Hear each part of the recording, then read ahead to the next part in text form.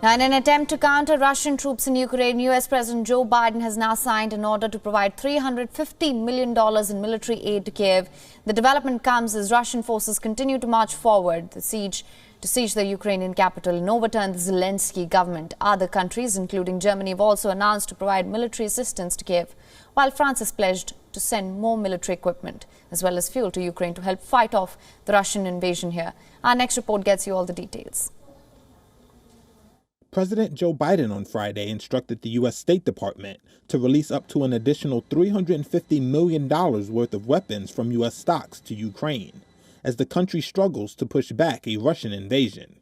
In a memorandum to Secretary of State Antony Blinken, Biden directed that $350 million allocated through the Foreign Assistance Act be designated for Ukraine's defense. This marks the third time that the United States has drawn from its weapons to supply Ukraine, after doing so in the fall of 2021 and then again in December. Blinken on Saturday called the third authorization unprecedented.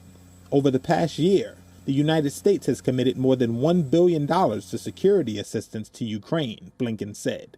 Ukraine has been asking for Javelin anti-tank weapons and Stinger missiles to shoot down aircraft. Other nations have pledged military material to Kyiv, as Ukraine's military fights against an invading Russian force. The Netherlands will supply 200 Stinger air defense rockets, while Belgium has pledged 2,000 machine guns and 3,800 tons of fuel. France has decided to send defensive military equipment, while adding that the issue of sending offensive arms was still under consideration.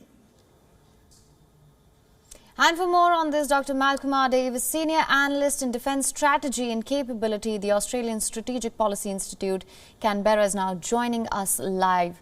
Thank you so much for joining us.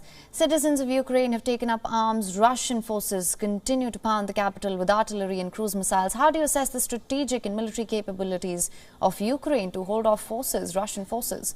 US President Joe Biden, as you know, has also approved more military aid for Ukraine. Well, look, I think what you're seeing is the Ukrainians actually doing a rather good job, or more to the point, the Russians doing a rather poor job in terms of undertaking this invasion. The Russians have failed to gain air superiority, which I think is absolutely amazing that hasn't happened. And they've taken heavy losses in their advance from the north. Also, logistically, their operation is all over the place. There's tanks and armoured fighting vehicles running out of fuel on the road. So logistically, they're poorly supported. So clearly, I would argue that at least from the north, the Russian offensive seems to be bogging down. It's not achieving its goals. It's taking heavy casualties. And this is an embarrassment for, obviously, President Putin and for the Russian military. All right. And this, as you know, has triggered a refugee crisis. This war threatens to displace millions more. What are your views on this?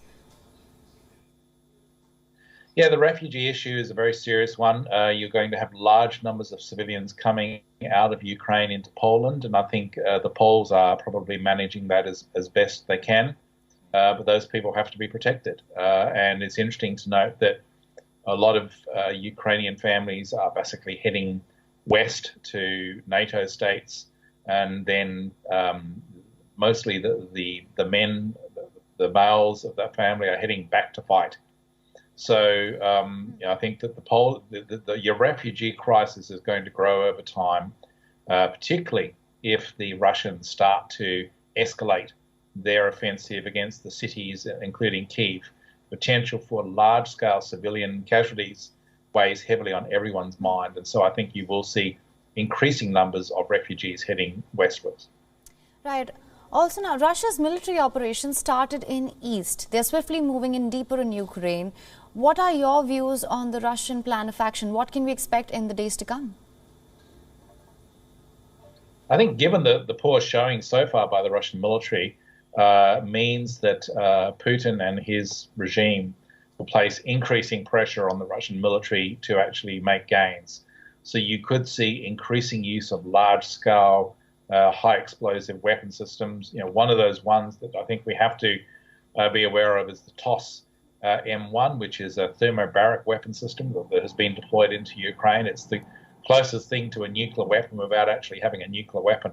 You could see that being used on Ukrainian forces as potentially as well as Ukrainian cities, and that would cause horrendous civilian casualties. The other issue that the Russians are going to try and do is finally gain control of the air. And so you will see increasing numbers of air and missile strikes on key targets around Ukraine, designed to be able to not only knock out airfields, but also take out the command and control systems. So those two goals of advancing more effectively into the cities and taking control of the air, I think, will be the focus for Russian military forces going forward. All right.